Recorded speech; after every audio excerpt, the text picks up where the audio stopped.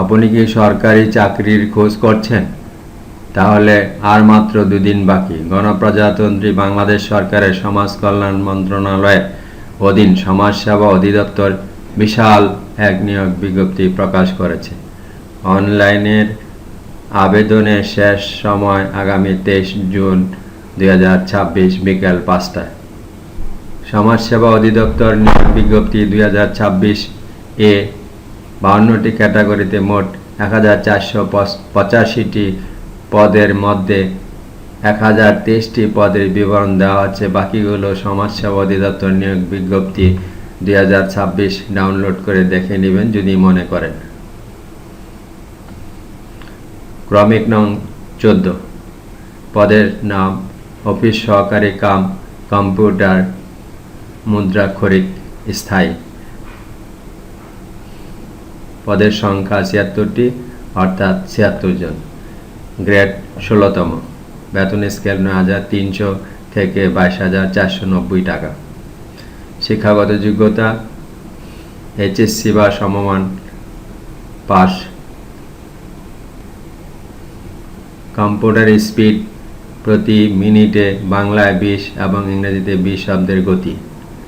Word processing, email ও fax চালানোর দক্ষতা। ক্রমিক নং 30, পদের নাম সমাজকর্মী ইউনিয়ন। পদসংখ্যা 312টি, অর্থাৎ 312 জন। গ্রেড 16তম।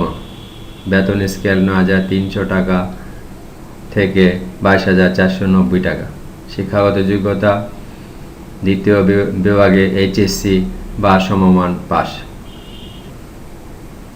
ক্রমিক নং 40, পদের নাম কারিগরি প্রশিক্ষক উপজেলা। পদসংখ্যা 157টি, অর্থাৎ 157 জন। গ্রেড 18তম।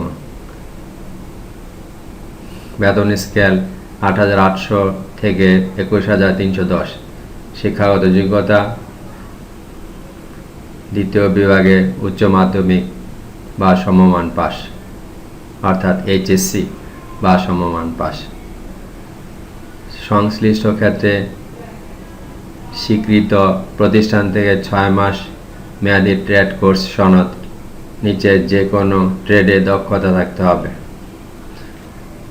কম্পিউটার 31, মোবাইল ও ভিডিও 13, সেলাই ও উল বুনন 31, বাঁশবেত 8, বৈদ্যুতিক হাউজিং ওয়ারিং 15, ওয়েল্ডিং 8, নার্সারি 8, মৎস্য পোলট্রি 16, মৌমাছি চাষ 8, বাটিক বুটিক 15, আচার তৈরি 6।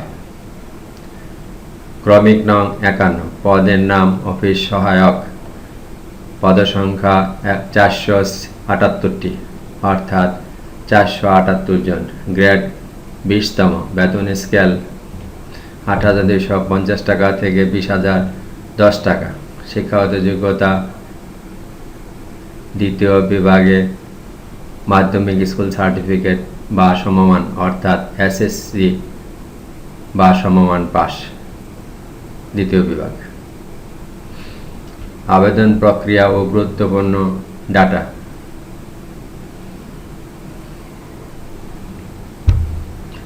আগ্রহী প্রার্থীদের সম্পূর্ণ আবেদন প্রক্রিয়াটি শুধুমাত্র অনলাইনে সম্পন্ন করতে হবে।